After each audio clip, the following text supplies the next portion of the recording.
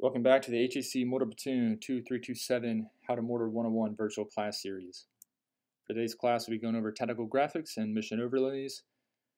My name is First Lieutenant Charles Chandler. I'll be the instructor for today's class. References, you can look through TC 3-21.76, ATP 3-21.90, and ADRP 1-02. So general overview for this. Tactical mission tasks, they serve to expedite communication and understanding of common terms in order to increase speed on the battlefield. Mission overlays are used to synchronize plans and ensure all units know the general execution, where friendly and enemy elements are located, and how the plan is expected to be executed. There are many uses for overlays, such as fire support, sustainment, enemy course of action, or sit temp, friendly course of action, and much more. And a tactical mission task is a specific activity performed by a unit while executing a form of tactical operation or a form of maneuver. A tactical mission task may be expressed as either an action by a friendly force or effects on an enemy force. And the tactical mission tasks describe the results or the effects the commander on the ground wants to achieve. And again, the big takeaway here, back to bullet 1, the terminology here and the graphics serve to increase the speed on the battlefield for us. So going in first, just general shapes and colors. So there to the top left, you see a red diamond. So that's usually going to depict an enemy. When you see that diamond, it should always just be in red. All enemy effects and all enemy forces should be depicted in red. Just below that, you'll see the green box. That's just going to identify mostly obstacles, but also anything that's neutral, and that'll be labeled in green. There directly in the center, that kind of cloud-looking shape depicted in yellow would be things that are unknown. To the top right, the rectangle, friendly forces being always in blue, everything friendly in blue. And then in the bottom right, the snow cone looking object be control measures. However, the primary thing I want you guys to take away from this is that control measures, such as phase lines, coordination lines, really anything of that kind of nature is always going to be colored in black unless the legend specifically dictates otherwise.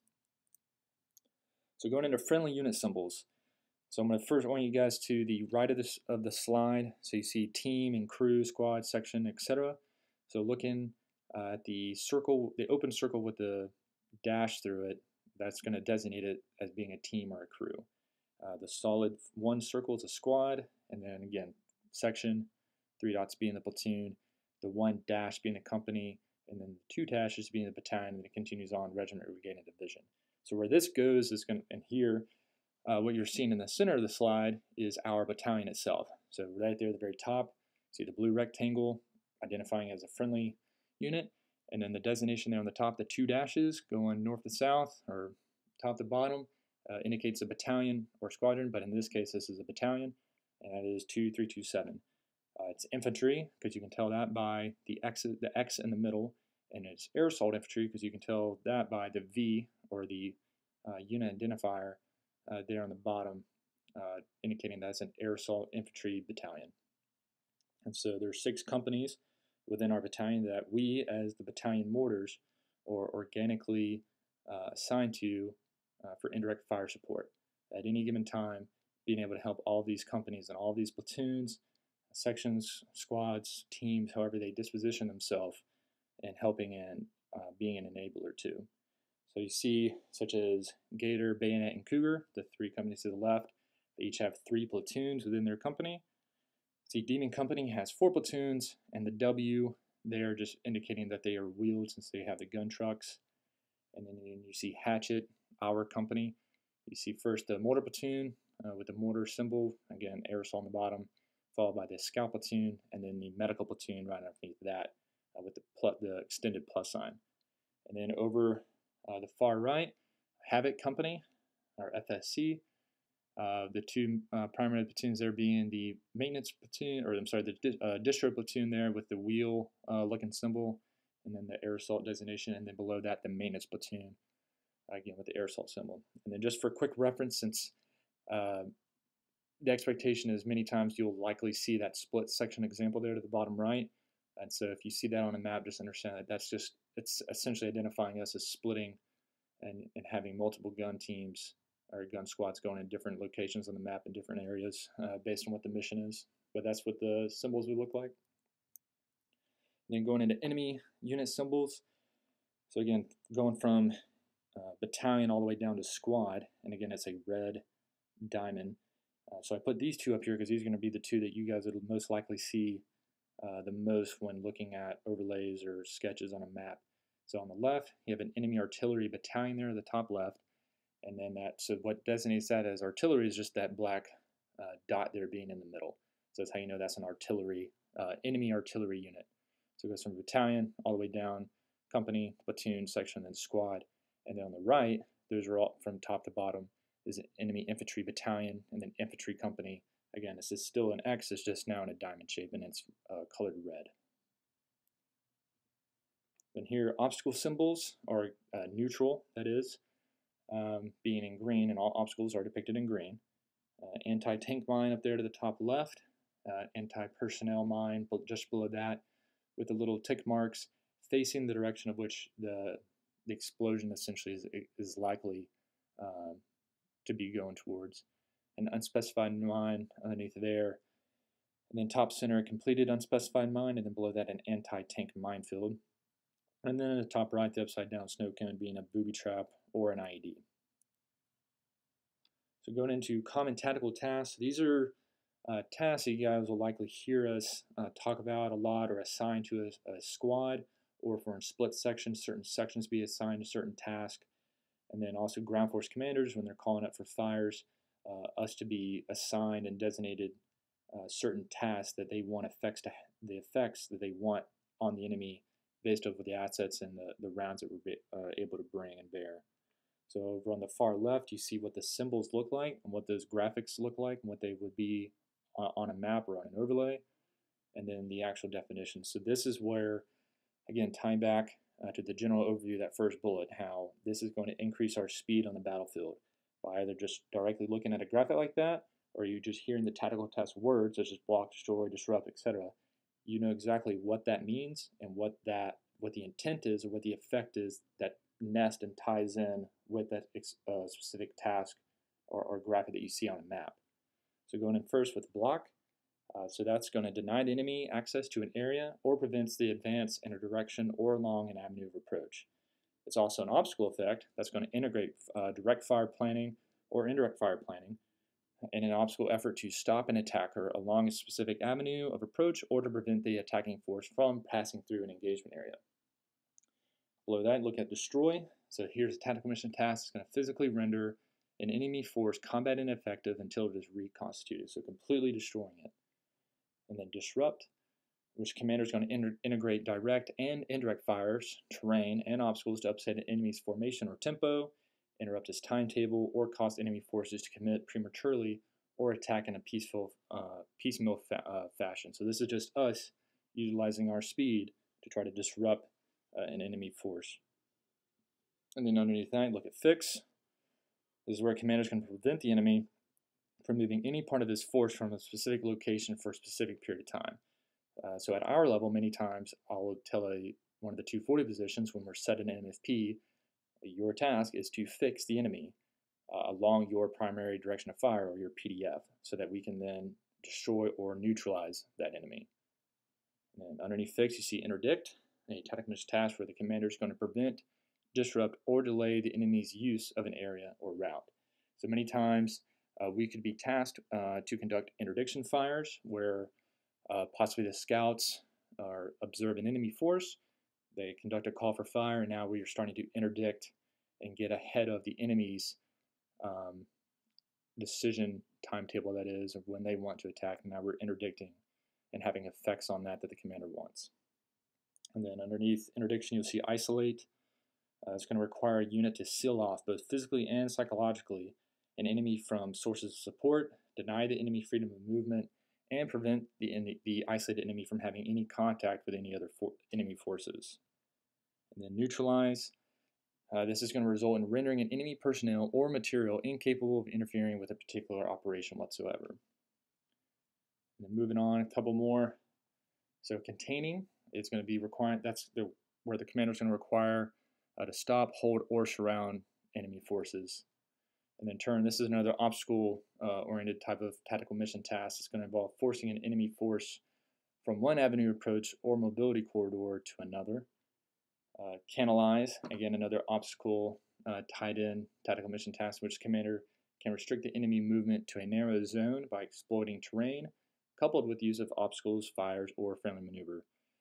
So just like the graphic indicates, you see again the diamond right there, kind of symbolizing the enemy force, and then the friendly forces, or even us for that matter, utilizing the terrain to our advantage of wherever we're templated at, and then canalizing and forcing an enemy into where we want them to go, which would also be essentially an engagement area. And then underneath there you see clear, so this is going to require the commander to remove all enemy forces and eliminate organized resistance within an assigned area. And then secure, it's going to involve preventing a unit, facility, or geographical location from being damaged or destroyed as a result of enemy action. So that's trying to secure terrain or secure a landing zone for that matter, so that subsequent chalks, serials, and lifts can come in and provide additional friendly support for us. And then C's, tactical mission task is going to involve taking possession of a designated area using overwhelming force. And then support by fire, so the maneuver force is going to move to a position where it can engage the enemy by direct fire in support of another maneuvering force. And then finally, screen. This is a security task that's primarily going to provide early warning to a protective force. So many of these tactical tasks are issued out, and then what that kind of looks like at our level, for instance, the platoon, here's a platoon sketch example. So we are setting in the MFP, the guns are laid on our direction of fire, we're standing by for fire missions. We've already gone through our priorities of work, setting in the obstacles, setting in left and right limits for the 240 positions, as well as providing a primary direction of fire. And then now, once I've received all of the range cards, I can put together something that looks similar to this, to where I can then see which gun is going to be assigned to which task. So if you look at the top left, just based off what's here, you see an enemy dismounted light infantry squad that is moving from the northwest down to this, generally to the southeast. So we have that obstacle set with 1 gun and 4 gun having interlocking sectors of fire, and the task given to that obstacle there to the top left is that I'm trying to turn the enemy further to the south into that engagement area, that EA, that engagement area, where 1 gun and 4 gun have their interlocking sectors of fire, and then the task of neutralizing the enemy right there inside of that engagement area. And then also if you see what's tied in with 4 gun along Route Carbon, or that just being a general road that's running from west to east, is to essentially block off that entire road that's around the MFP to prevent any enemy from coming towards our position. And if you look to the right, you see 3 gun. They are given the task to fix the enemy, and that obstacle there that's in place is, again, just like the one on the other side of the road, is to block the enemy from utilizing this road whatsoever. And then 2 gun, again, they'd essentially be given the task to fix, to either destroy or neutralize enemy force, and that obstacle there, again, trying to turn the enemy to where we want them to be exposed and utilize the terrain to our advantage. So this is how a lot of these tasks, these graphical symbols, and then 2, the tasks that tie with them, expedites the speed and the communication between myself and the headquarters down to the FDC and to the squads, into the 240 positions and beyond. So going into COA sketches, or course of action sketches, this is going to provide a picture of the movement and maneuver aspects of the general concept. It's going to include the positioning of forces. It's also going to be the basis for the operations overlay. And at a minimum, what we're looking at having on here is going to be the array of the generic forces and the control measures, such as the unit and subordinate unit boundaries, movement formations, line of departure, line of contact, phase lines, reconnaissance security graphics, ground and air axes of advance, any of the assembly areas or battle positions, engagement areas, the obstacle control measures, tactical mission graphics, fire support coordinations, huge one, and airspace control measures, the main effort itself, or the decisive operation, and then the location of command post, any critical information system nodes, the either known or templated enemy positions, and then, depending on the mission and the location, any population centers. So here, you're looking at a concept sketch overlay example. So going from top to bottom or from north to south, what you see is an enemy squad there that is a motorized enemy squad. That you see the red diamond and you see the infantry symbol, but then you see another dash straight down the middle, so that means that's a motorized enemy force, and they are going to be moving generally to the southeast. And as you make your way to the southeast, you see that where that arrow comes into contact with the block symbol, that task. That again, what that is doing is showing that the friendly force, that friendly infantry platoon, can you see the platoon symbol there? And next to them, you have a section that is an anti-armor friendly section there, and up to the northwest of their position, you see a reconnaissance team in position, likely an observation. Again, likely screening, providing that early warning. And again, that platoon there blocking that enemy mechanized force, and then that anti-armor likely to be able to use their assets to destroy that enemy. So, and you can see right there in the gold block that their task is to block with the purpose to deny that enemy freedom of movement in that area. And then moving further to the south, you see another friendly platoon nested in with an anti-armor section tied in with them, with their task to destroy an enemy force with the purpose to allow. And if you look to the southwest, as you follow that axis of advance, that blue arrow, you see the destroy tactical graphic there templated over top of another enemy mechanized squad there. And then just to the east of that, you see the TOC, or the Tactical Operations Center. And given the little flag kind of icon that you see kind of tied in with the blue rectangle, that's kind of serving as showing that is where the command post is, and that it is for a battalion, because you can see the two dashes kind of going north to south right there, right above the TOC. So identifying that is where the Battalion Tactical Operations Center is located. And then moving to the east, you see another friendly light infantry platoon with a task to conduct an MTC, or movement to contact, moving generally to the west. And it's looking like they did that because they're templating a third enemy mechanized squad moving to the northwest. So they're assigning that task for that friendly force to move to the west to conduct a movement to contact. So here, what we can do is receive graphics such as this to where we can nest in and know generally who's the main effort, where's the enemy templated at, where are our friendly forces located at, and then also kind of game plan who is most likely to take contact when, round allocation, confirm when we do lay in guns that we are facing the correct direction of fire based on where we are located, and then also just have a general sense of knowing what the game plan is for the mission. So here, going into overlays, what you can see here is just a very sterile, blank, what looks like right now just a box with words in it. But physically what this would be is such as a piece of acetate or a document protector, something of that sort. So this would just be, like I said, just a piece of acetate. And what it is it's going to graphically portray the location, the size, and the activity of any depicted units. It must be neat and easy to understand, and they should always include at least 2 registration marks on opposite corners for proper alignment. So you see to the top right, the 1-8 and the 8-7 and the little cross. And down in the bottom left there, the 8-0 and 0-6 and a little cross. So that is just corresponding to the eastings and northings that you would actually lay on the map, so that you can make sure that everything that you have templated based on how you're aligning the overlay itself is going to stick, and you can use tape or whatever along the edges to keep it in place. And then having the title and objective, the map reference itself, the unit information for it, the author who actually made it, the time and date. That way you just ensure that you have the most accurate and timely overlays. Any classification that's necessary, a legend, and then any additional information, and always ensure you have your north-seeking arrow. So on here, what this is going to turn into is something like this. So this is one example of all the many different types of overlays. This one just happens to be a fires overlay or fire support overlay. So in the top left, you see the 8-8 and 0-6. That corresponds to that grid square corner.